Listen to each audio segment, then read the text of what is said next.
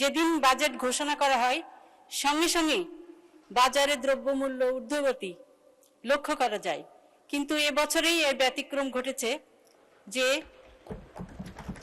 Budget ঘোষণার পর 10 দিনের বেশি অতিবাহিত হয়েছে, কিন্তু আমরা কোনো দ্রব্যমূল্যের নিত্য প্রয়োজনীয় মূল্যের কোনো ঊর্ধ্বগতি লক্ষ্য করিনি। এটি নিঃসন্দেহে সাধারণ ভোক্তাদের জন্য একটি স্বস্তিদায়ক বার্তা এবং বাজার ব্যবস্থাপনায় সরকারের দায়িত্বশীল অবস্থানের প্রতিফলন। মাননীয় স্পিকার, বর্তমান আমাদের দেশের অর্থনীতি পরিস্থিতি অত্যন্ত চ্যালেঞ্জপূর্ণ। বিষয়টি সর্বাঙ্গে ব্যথা, ঔষধ দিব কোথা, এমন এক বাস্তবতায় কোন খাতকে অগ্রাধিকার দিয়ে সমাধান শুরু করা হবে সেটি ছিল একটি বড় চ্যালেঞ্জ। এই কঠিন পরিস্থিতিতেও মাননীয় প্রধানমন্ত্রীর সার্বিক দিক নির্দেশনায় এবং তত্ত্বাবধানে মাননীয় অর্থমন্ত্রী একটি সময়োপযোগী, বাস্তবমুখী ও জনবান্ধব বাজেট উপস্থাপন করেছেন। সেজন্য মাননীয় প্রধানমন্ত্রী এবং মাননীয় অর্থমন্ত্রীকে বিশেষ ধন্যবাদ এবং কৃতজ্ঞতা জ্ঞাপন করছি।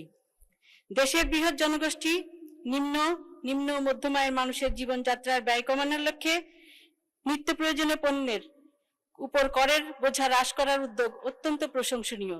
আমি বিশ্বাস করি এই পদক্ষেপ সাধারণ মানুষের জীবনযাত্রায় ইতিবাচক প্রভাব ফেলবে এবং অর্থনীতিকে স্থিতিশীল করার প্রচেষ্টাকে আরো শক্তিশালী করবে। মাননীয় স্পিকার, জুলাই গণঅভ্যুত্থানে শহীদ পরিবারের জন্য মাসিক 20,000 টাকা এবং আহতদের ABC ক্যাটাগরি অনুযায়ী যথাক্রমে 20,000, 15,000 এবং 10,000 টাকা মাসিক ভাতা প্রদানের প্রস্তাব এই বাজেটে অন্তর্ভুক্ত করা হয়েছে। এই উদ্যোগ নিঃসন্দেহে আত্মত্যাগী পরিবারগুলোর প্রতি রাষ্ট্রের দায়বদ্ধতা এবং সম্মানের বহিঃপ্রকাশ। তবে একই সঙ্গে আমি মাননীয় অর্থমন্ত্রীর সদয় দৃষ্টি আকর্ষণ করতে চাই আরেকটি মানবিক বিষয়ে। বিগত ফ্যাসিস্ট শাসনামলে গুমের শিকার হওয়া এমন বহু ব্যক্তি রয়েছেন যারা আজও তাদের পরিবারের কাছে ফেরত আসেননি। তাদের পরিবারগুলো দীর্ঘদিন ধরে অনিশ্চয়তা, মানসিক কষ্ট এবং আর্থিক সংকটের মধ্যে জীবনযাপন করছে।